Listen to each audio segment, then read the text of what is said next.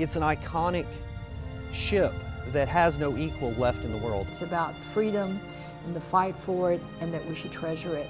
And Battleship is one of our treasures. Because we have got both San Jacinto and the Battleship, we have two history lessons in one spot. And that is ideal. For over 6 decades, the Battleship Texas and the San Jacinto Monument have served as twin reminders of the history we honor and the freedom we cherish. But as visitors walk on board this living memorial, the enduring mission of this museum ship is in danger. We pump 9 tons of water out of this ship daily. That's how bad the leaks are. Now, she can't continue like this. Taking no action is not an option. The economic consequences of not acting to save the Texas cannot be calculated. 6 decades ago, when the USS Texas was nearly consigned to the scrap heap, the people of the state she was named for came forward and brought her home to San Jacinto. It's time once again to save the Texas. The Battleship Texas was at the center of some of the greatest events of the 20th century. Launched in 1912, she served in both World Wars. The Texas provided crucial gunnery support at D-Day, then went into action in the Pacific at Iwo Jima and Okinawa. There are probably only a handful of ships in the world that are comparable in historical significance. The U.S., obviously the USS Constitution is one, but this ship is the only surviving battleship to serve in both World War I, World War II. It's the only U.S. naval warship to serve in both wars. After World War II, the Navy planned to scrap the Texas. But Fleet Admiral Chester A. Nimitz, a Texan himself, led a statewide effort to save the ship. What a wonderful record of service to the country. And now she will continue to serve.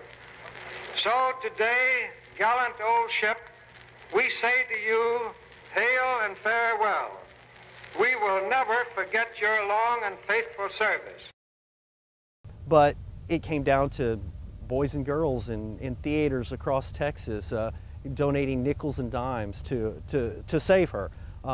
And there was an outpouring of support to have this ship saved and have this ship here at San Jacinto Battlegrounds, and to put a symbol of how we retain our independence, how we retain our freedom right here, juxtaposed against the monument right in the heart of the birthplace of Texas. When the battleship was officially offered to the state of Texas in 1947, the descendants of General Sam Houston came forward to insist that the ship come to San Jacinto. Governor Jester, in the name of the United States Navy, it gives me the greatest pleasure to present the Battleship Texas to the great state of Texas. For over 60 years, the state of Texas, and since 1982, the Texas Parks and Wildlife Department, have worked in close cooperation with a private organization, the Battleship Texas Foundation, to preserve, restore, interpret, and present to the public the Battleship Texas. But over that time, the Texas has been fighting another kind of battle. The hull is deteriorating in that it's immersed in a saltwater environment, and there's a constant battle against corrosion and rust on the hull. And from time to time, we find ourselves with basketball-sized holes in the hull leaking thousands of gallons of water a minute that we have to pump out. We have to patch through emergency means. The elegant solution that will ensure the survival of the Texas is a dry berth at her present location. A solution that the voters of Texas enthusiastically support. In November 2007, state voters approved $25 million in bonds for the specific purpose of dry berthing the Texas at her San Jacinto home. In addition, the Battleship Texas Foundation is raising $4 million to supplement the bond funds. The Dry Berth Project is an exciting and unique maritime civil engineering project.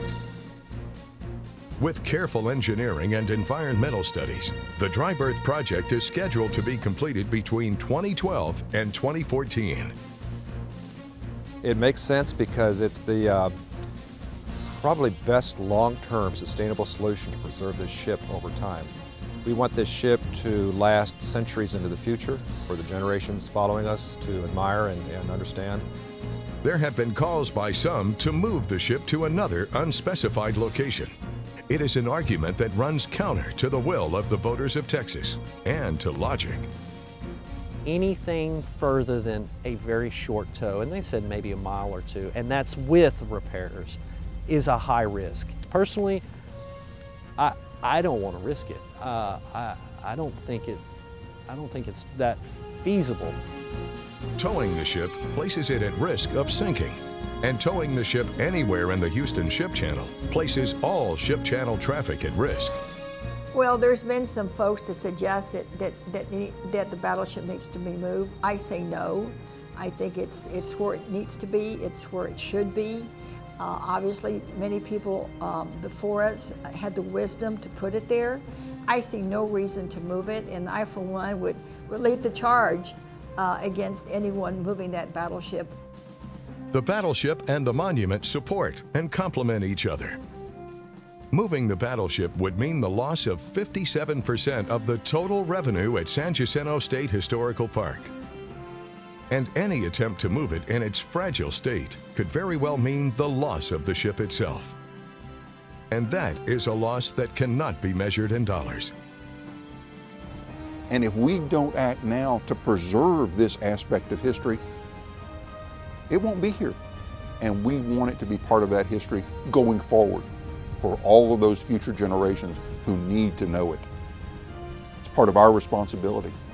We're going to do our best to properly discharge that responsibility. It is the very least that history will ask of us. The members of the Battleship Texas Foundation ask you to join their efforts to preserve this unique treasure and share its amazing history. If you want to help save the Texas, you can make a contribution to the foundation, a 501c3 charitable organization, at our website, www.battleshiptexas.org. Or you can call the foundation at 713-827-9620.